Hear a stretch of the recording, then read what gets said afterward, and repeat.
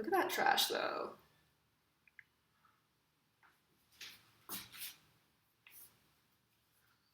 Hey Fruit Bats, it's Freelee BananaGirl here. Welcome to another episode. So today's video is an Ask Freelee video. So I asked you Fruit Bats to ask me all your burning questions on Facebook. And I got a lot of responses, about 250 questions in like 1 hour. And I wish I could answer them all, but it'd probably take like 10 million hours, okay? So I'm gonna stick to like 5 or 10 of your questions. Go to the top ones for a start. Celeste Campbell. For those of us who are going to school or working during the day, do you have any tips on consuming enough calories when we don't have a kitchen at our disposal? She got like 52 likes for that question, so it's very popular. Yes, Celeste, my tip is Datorade. Datorade is so good because it keeps fresh all day. You can blend it in the morning and have it for lunch and it's still really yummy. You just shake it up before you drink it. So in the morning before work, you blend 10, 20, 30, 40, 50, 60, 70, 80, as many dates as you want with water and some vanilla drops or some peppermint drops. And Bob's your uncle, you got a beautiful smoothie for lunch. And I don't really recommend like bananas or other fruits because they don't keep as well. They go bitter and it just doesn't taste very nice, tastes pretty makey, so stick with the Datorade. That's my number one tip. And at the end of the day, take fruit. You know, fruit comes in the perfect takeaway package. It is the ultimate fast food. You know, grab a bunch of bananas, make sure they're ripe, of course, and take that into work. You know, eat that at your desk or whatever you're doing. Dried fruit as well. Take dried fruit. It's a great snack, great lunch. Just don't have every single day, but definitely get into having some dried fruit here and there. So I hope that helps, Celeste. All right, Danny Scarlett has another popular question, 46 likes. What's the story of how Freelee met Harley? Yes, that is one that I've been asked quite a bit. And yeah, so we met on a raw food forum back in 2006. You know, I was getting into this lifestyle. I was really excited, just mega excited. And I was like searching for all, you know, raw food forums online. I came across an Australian one and he was on there. He was telling people to calm the fuck up. And I noticed him, he noticed me.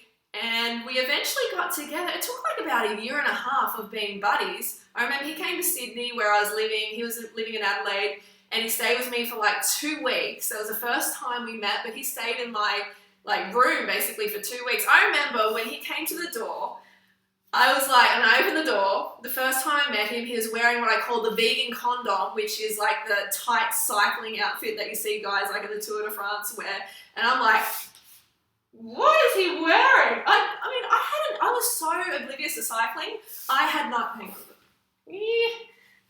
not even seen one of these like outfits before. I don't know where my head was, but anyway, I'm like, what is he wearing? And at that point, I was right into like bodybuilding guys. So I'm like, no, this isn't going to go anywhere because he was, you know, lean and not, you know, the big muscle heads that I was into. So anyway, he stayed for 2 weeks and I actually said, oh, you know, maybe you better move on because, you know, it was 2 weeks in my bedroom and, you know, nothing was happening, even though, you know, we liked each other, but it wasn't overtly obvious at that point. So anyway, cut to the chase, like about 1 year later, we got together. You know, the spark started to fly. So that is the story, Danny. That's the brief kind of story. Brittany Page, if you cannot afford organic, is it still worth it to take on this raw fruit bat journey, or will the accumulative amount of pesticides you take outweigh the positive effects of eating just the raw fruits and veggies? Thanks, Freelee, you're awesome. Thank you, Brittany. So, good question. It is a good question. What I say in that situation is to trust your taste buds, okay? If the fruit is conventional and it tastes really good, like you'll get in Thailand, it's largely conventional but tastes really good, means that it's not being, you know, hammered with as much pesticides and chemicals and stuff like that. So definitely you can still do this journey and have conventional fruit, but make sure it tastes good because then you know the nutrient, you know, level is high in it. It's actually healthy for you. If it tastes like crap, then do not have it. It's most likely been hammered to death with pesticides and that's just suicide. So you don't want to get into that. So yes, that is okay. You've got to think of, I mean, like it's definitely doable having conventional. I mean, I go for organic, okay? I put organic first because it's important to me. Even when I was living below the poverty line, I was always putting organic first. So you can cut back in other areas of your life and afford it. You'd be surprised at how many places that you can cut back in your life, you know, maybe buying clothing or or, I don't know, going to the movies, eating out a lot, and actually afford organic. So another question from Kathy Rosario. Freelee, I'm 27 and I've been vegan 8 months now. I want to know what's the best way to keep up weight. I've gone from 160 pounds to 120 pounds. That's what I weighed 10 years ago in high school. Most people would be happy with that. How can I keep some mass and muscle on me? And there's a photo of Kathy and she looks gorgeous. There she is, you can't really tell, but she looks really gorgeous, Kathy. Well, Kathy, my recommendation is strength training. Start pumping those muscles. And I know, like, I've got some pretty skinny arms going on at the moment. I really do, because I don't do strength training. But if I did, I would build muscle in that region. But aesthetically, I don't care. It's like their arms. It doesn't worry me too much. You know, if someone has a problem with it, that's their problem. But Kathy, definitely get into strength training, build that quality muscle tissue, okay? I think that pretty much answers the question. And make sure you eat enough calories to support muscle growth. You need to do that. If you're severely under eating, then you're not going to build that quality muscle tissue. You're not going to have the calories to do that. I think this will be the last one because this video is going on quite long already. And maybe I'll do a round 2 and I'll get to these questions. I feel really bad because there's so many questions and I don't want to miss any of your questions, but I can only do what I can do. How did you find motivation in the beginning of your journey? How did I find motivation? The motivation was strong because I was just, bluntly put, I was feeling and looking like shit. Okay, I had terrible digestion, terrible skin, I was overweight, I was feeling ill all the time. So, you know, I was trying all these different diets in desperation. I'm like, oh, maybe this is going to be it, this is going to be it, this is going to make me healthy, this is going to make me feel my best, this is it. And nothing was getting me there.